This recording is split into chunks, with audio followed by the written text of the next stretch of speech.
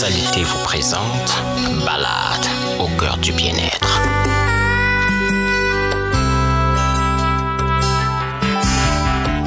Vous n'utilisez pas du fer pour couler les poteaux et pour faire les poutres, mais vous utilisez des bambous de Chine. Et nous nous posons la question de savoir, est-ce que ça va tenir? D'où est-ce que cette expérience vous est venue? Et est-ce que vous avez travaillé à tester pour voir quelle en est la durabilité? D'abord, je dois déjà vous dire que le pays Bamileke est l'un des pays où l'architecture traditionnelle était déjà une architecture très convoitée. Parce qu'à l'époque, on construisait, les Bamileke sont les premiers dans le monde à faire des constructions préfabriquées. Non seulement à faire des constructions préfabriquées, mais des constructions sans apport de clous de fer. Alors, c'était des clous faits avec les bambous ou des nervures assez puissantes. Donc, j'ai été inspiré par là, et le fait aussi qu'avec les constructions en briques,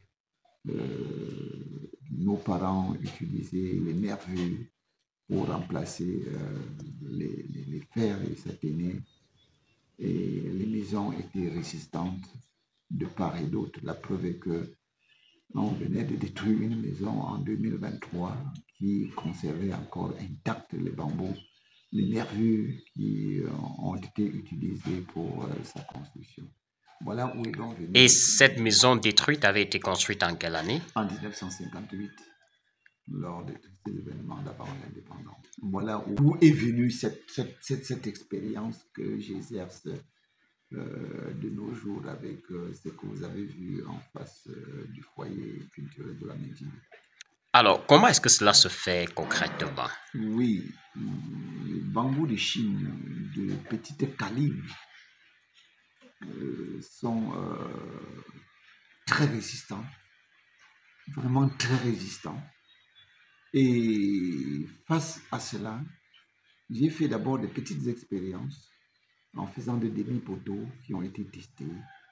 Et ça a donné, ça a vraiment donné.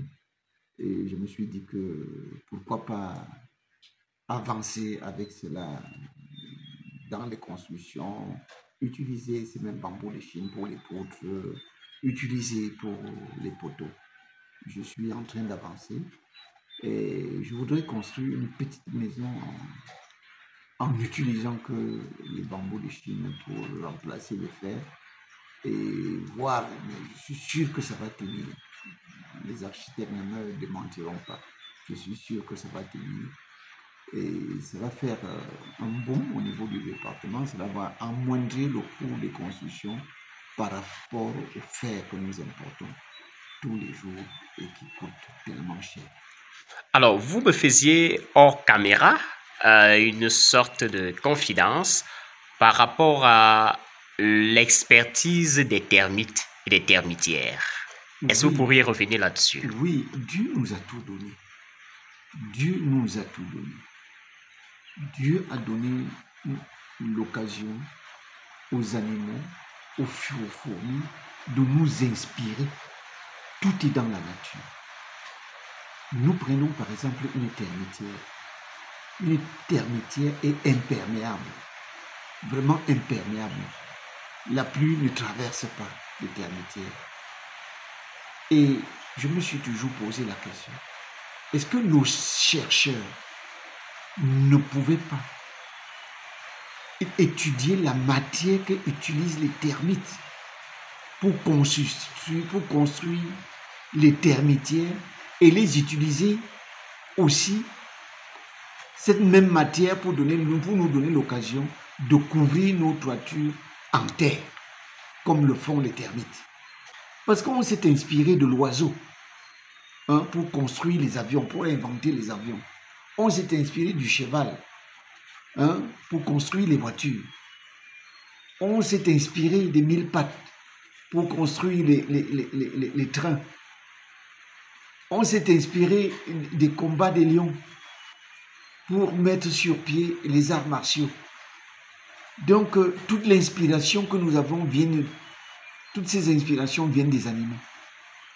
Pourquoi pas s'inspirer de l'architecture des termites pour couvrir nos toitures comme ils le font avec les termitières qui sont imperméables? C'est sur cette question que nous allons mettre terme à cet entretien, tout en vous remerciant, Majesté, et en demandant à tous ceux qui nous regardent de se pencher autant que faire se peut sur ces questionnements qui sont autant de pistes de recherche qui pourront permettre d'améliorer nos conditions de vie. Merci. Merci d'avoir vu avec l'œil de la perdrix et d'être revenu vers moi pour qu'on échange au bénéfice de nos populations.